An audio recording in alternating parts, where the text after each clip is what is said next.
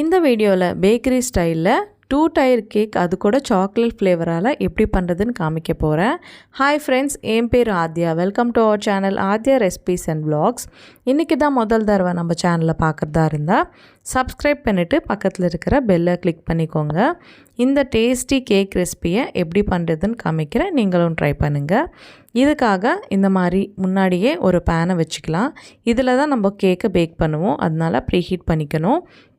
இப்போது cake bake பண்ணுறதுக்கு நான் இந்த மாதிரி 2 கிண்ணத்தை எடுத்துட்டேங்க. ஒன்று கீழே இருக்கிறது 1 kg கேக் பேக் பண்ணுறது, மேலே இருக்கிறது கொஞ்சம் ஹைட்டாக இருக்குதுன்னு நான் இந்த மாதிரி வீட்டில் இருக்கிற ஸ்டீல் கிண்ணத்தை எடுத்துக்கிட்டேன். இப்போது இது ரெண்டுத்துலேயுமே கொஞ்சம் ஆயிலை இந்த மாதிரி ஸ்ப்ரெட் பண்ணிவிட்டு பட்டர் பேப்பரை போட்டுக்கணும். இந்த பட்டர் பேப்பர் ஒரு சேஃப்டிக்கு தாங்க. கேக் நல்லா ஒட்டாமல் வரும். இந்த மாதிரி ப்ரிப்பேர் பண்ணிவிட்டு பக்கத்தில் வச்சுக்கலாம். இப்போது ட்ரை இன்க்ரீடியன்ஸை நம்ம ஜலிச்சிக்கணும்.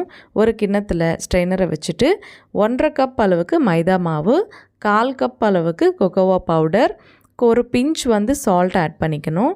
அதுக்கப்புறம் ஒரு 2 டேபிள் ஸ்பூன் அளவுக்கு பேக்கிங் பவுடரை சேர்த்துக்கலாம். இதுலேயே ஒரு 1/2 டேபிள் ஸ்பூன் பேக்கிங் சோடாவை சேர்த்துக்கிட்டு இந்த மாதிரி விஸ்கை வச்சுட்டு நல்லா மிக்ஸ் பண்ணிக்கணும். மிக்ஸ் பண்ணிவிட்டு பக்கத்தில் வச்சுக்கலாம்.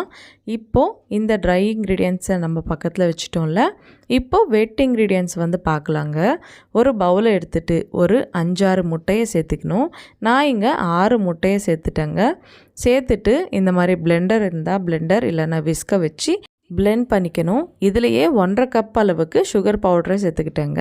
சர்க்கரையை நான் பொடி பண்ணிவிட்டு சேர்த்துக்கிறேன். அது கூட ஒரே வாட்டி சேர்க்காமல் 2-3 வாட்டி இந்த மாதிரி கொஞ்சம் கொஞ்சமாக சேர்த்துக்கிட்டு நல்லா பிளெண்ட் பண்ணிக்கணும். இந்த முட்டை எல்லோலேருந்து ஒயிட் கலராக சேஞ்ச் ஆகணுங்க. அது வரைக்கும் நல்லா ஃபோமியாக வர வரைக்கும் இந்த மாதிரி பிளெண்ட் பண்ணிக்கணும் போதும். இப்போ இதுலேயே ஒரு ஸ்பூன் அளவுக்கு வெனிலா எசன்ஸை போட்டுக்கணும். இதுலேயே ஒரு 1/2 கப் அளவுக்கு நான் பட்டரை மெல்ட் பண்ணிவிட்டு போட்டுட்டேன். நீங்கள் இந்த பட்டர் ப்ளேஸில் ஃப்ளேவர்லெஸ் ஆயில் ஏதாவது சேர்த்துக்கலாங்க.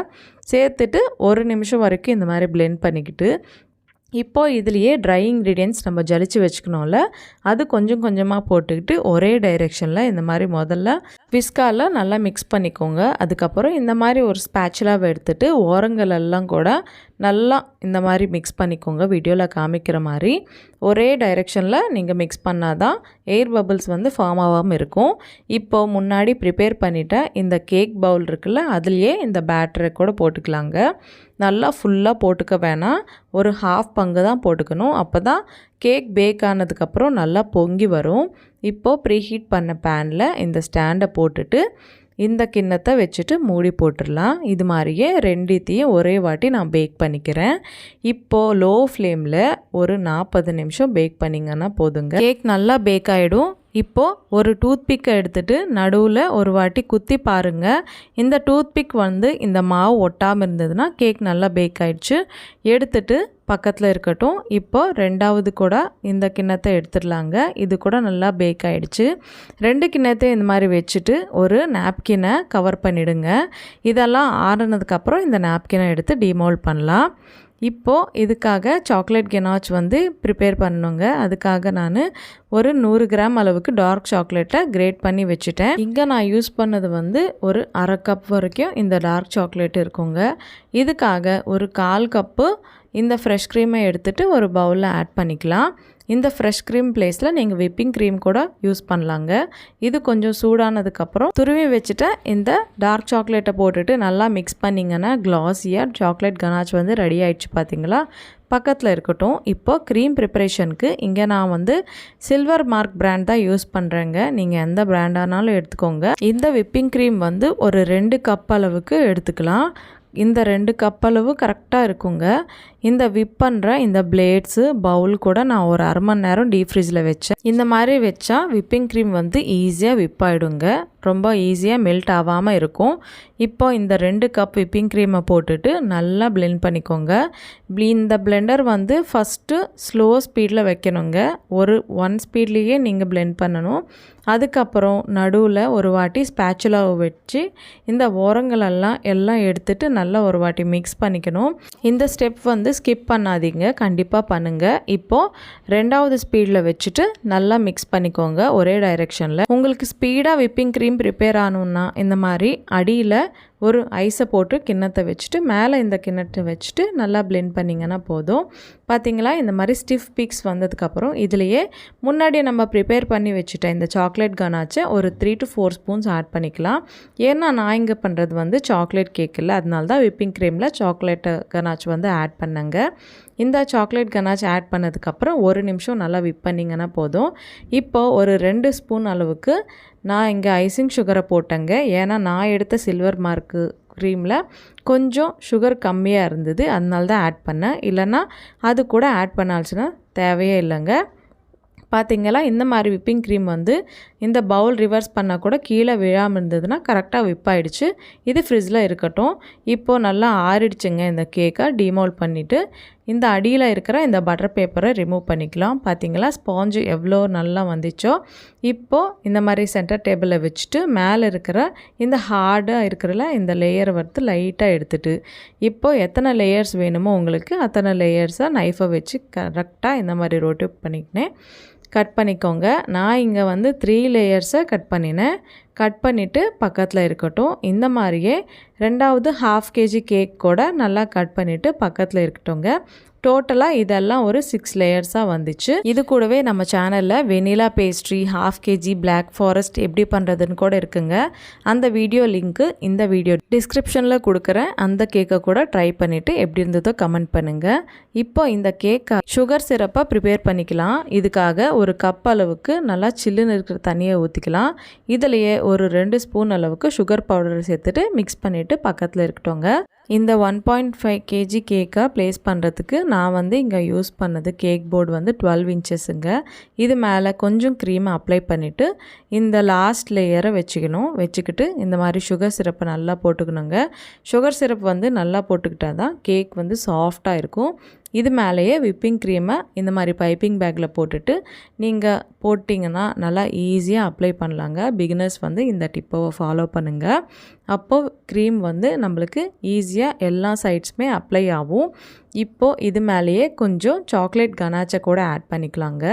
இது டபுள் ஃப்ளேவர் சாக்லேட் கேக், அதனால டேஸ்ட் ரொம்ப நல்லாயிருக்கும். இந்த மாதிரி சாக்லேட் கனாச்சை ஆட் பண்ணிங்கன்னா இது மேலேயே நான் கொஞ்சம் துருவி வச்சுட்டு இந்த டார்க் சாக்லேட்டை கூட போட்டேங்க. ரொம்ப டேஸ்ட்டாக இருக்கும் இந்த மாதிரி பண்ணிங்கன்னா.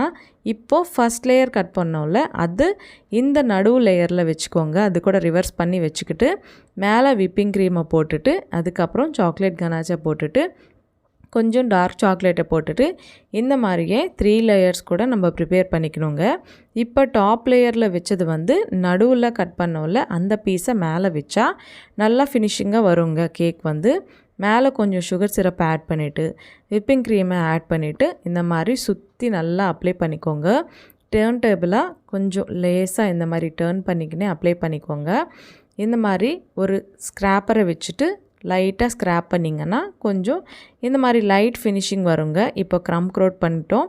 நம்ம இதை ஃப்ரிட்ஜில் வச்சுக்கலாம் ஒரு 1/2 மணி நேரம். இப்போது செகண்ட் கேக் இருக்குல்ல 1/2 kg கேக்கு, அது கூட இன்னொரு போர்டை எடுத்துகிட்டு அது மேலே க்ரீமை அப்ளை பண்ணாமல் கேக்கை வச்சுட்டு இந்த மாதிரியே க்ரம் கோட் பண்ணிவிட்டு இதை கூட ஃப்ரிட்ஜில் வச்சுட்டு ஒரு 1/2 மணி நேரத்துக்கு அப்புறம் இப்போ லாஸ்ட் ஃபினிஷ் கொடுக்கறதுக்கு இந்த மாதிரி மேலே திருப்பியும் விப்பிங் க்ரீமை ஆட் பண்ணிக்கணும். சுற்றி ஆட் பண்ணிவிட்டு மேலே கூட ஆட் பண்ணிவிட்டு இந்த மாதிரி ஸ்க்ராப்பரை வச்சு நல்லா டேர்ன் டேபிளில் சுற்றிக்கினே மேலே சைட்ஸ் கூட நல்லா கிளியர் பண்ணிங்கன்னா நம்மளுக்கு ஃபினிஷிங் வந்து நல்லா வந்துடுங்க. இப்போது டிஷ்யூ இல்லைன்னா கிளாத்தை வச்சு இந்த சுற்றி இருக்கிற க்ரீம் எல்லாம் கூட இந்த மாதிரி க்ளீன் பண்ணிக்கோங்க. இதுக்கப்புறம் கரெக்டாக இன்னொரு பர்சனை ஹெல்ப்பை எடுத்துகிட்டு இந்த கேக்கை வந்து மேலே வச்சுக்கிட்டோம். நான் இங்கே மறந்துட்டு ஒரு மிஸ்டேக் பண்ணிட்டேங்க. இந்த செகண்ட் கேக்கை கூட நம்ம ஃபினிஷிங் கொடுத்துட்டு அதுக்கப்புறம் எடுத்து வச்சா தான் நம்மளுக்கு ஈஸியாக இருக்கும். லாஸ்ட் ஃபினிஷிங் கொடுக்கறதுக்கு நான் மறந்துட்டு முன்னாடியே வச்சுட்டேன். நீங்கள் மாத்திரம் 2 கேக்கை ப்ரிப்பேர் பண்ணிவிட்டு அதுக்கப்புறமே லேயர் மேலே வையுங்க.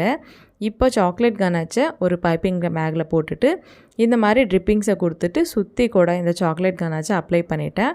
மேலே கூட இது மாதிரியே சாக்லேட் கனாச்சை அப்ளை பண்ணிவிட்டு லேசாக இந்த ஸ்பேச்சுலாவை வச்சு லேசாக இந்த மாதிரி தடவை விட்டிங்கன்னா எல்லாம் கூட அப்ளை ஆகிடும். மேலே கூட சுற்றி இந்த மாதிரி ட்ரிப்பிங்ஸை விட்டுருங்க.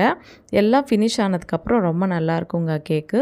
இந்த எக்ஸஸ் சாக்லேட் கனாச் வந்து நான் டிஷ்யூவால் க்ளீன் பண்ணிட்டேன். இப்போது பைப்பிங் பேக்கில் இந்த ஓப்பன் ஸ்டார் நோஸில் போட்டுட்டு நான் இந்த மாதிரி ஃப்ளவர்ஸ் டிசைனாக போட்டுக்கிறேங்க. மேலே டெக்கரேஷன் வந்து உங்களுக்கு பிடிச்ச மாதிரி டெக்கரேட் பண்ணிக்கணுங்க. நான் இந்த மாதிரி ஒரு 5 ஃப்ளவர்ஸை போட்டுட்டு அதே நோஸில் வச்சு இந்த மாதிரி ஸ்டார்ஸ் மாதிரி போட்டுக்கிட்டேங்க. இந்த கேக் வந்து வெயிட்டில் சொல்லணுன்னா 1.5 kgs கேக்குங்க. இதே பேக்கரியில் வாங்கணுன்னா ரொம்ப எக்ஸ்பென்சிவாக இருக்கும். வீட்லேயே இந்த மாதிரி ட்ரை பண்ணுங்கள், நல்லா வரும். டேஸ்ட் கூட ரொம்ப நல்லா இருக்குங்க. சுற்றி உங்களுக்கு பிடிச்ச டிசைன் நல்லா போட்டுக்கலாங்க. நான் இங்கே வந்து எனக்கு பிடிச்ச டிசைனை போட்டுட்டேன், அவ்வளோதாங்க. கேக் வந்து ஃபினிஷ் ஆயிடுச்சு. இந்த நடுவில் வந்து இந்த ஹாப்பி பர்த்டே டேகை வச்சுட்டேன், அவ்வளோதாங்க. உங்கள் நேம் ஏதாவது எழுதணுன்னா கூட இந்த நடுவில் எழுதிக்கலாம். என்கிட்ட இந்த ஃபாக்ஸ் பால்ஸ் இருக்குங்க, அதனால வச்சேன். இது வைக்கலனாலும் கேக் வந்து ரொம்ப நல்லாயிருக்கும். இது வந்து என்னோடய பாப்பா பர்த்டேக்காக நானே பண்ணேன், அதனால தான் கட்டிங் வீடியோ போட முடியலங்க. ஆனால் ரொம்ப டேஸ்ட்டாக இருந்தது, ரொம்ப நல்லாயிருக்கு. நீங்களும் கண்டிப்பாக இந்த கேக்கை ட்ரை பண்ணிவிட்டு எப்படி இருந்ததோ எனக்கு கமெண்ட் பண்ணுங்கள். இந்த மாதிரி நிறைய வீடியோஸ்க்காக நம்ம சேனலை சப்ஸ்கிரைப் பண்ணிக்கோங்க. இந்த வீடியோ உங்களுக்கு பிடிச்சிருந்தா லைக் பண்ணிவிட்டு உங்கள் ஃப்ரெண்ட்ஸ் அண்ட் ஃபேமிலிக்கு ஷேர் பண்ணுங்கள். இனி நெக்ஸ்ட் என்ன ரெசிபி வேணுமோ கூட எனக்கு கமெண்ட் பண்ணி சொல்லுங்கள். அது வரைக்கும் சைனிங் ஆஃப், உங்கள் ஆத்யா. பாய் பாய்.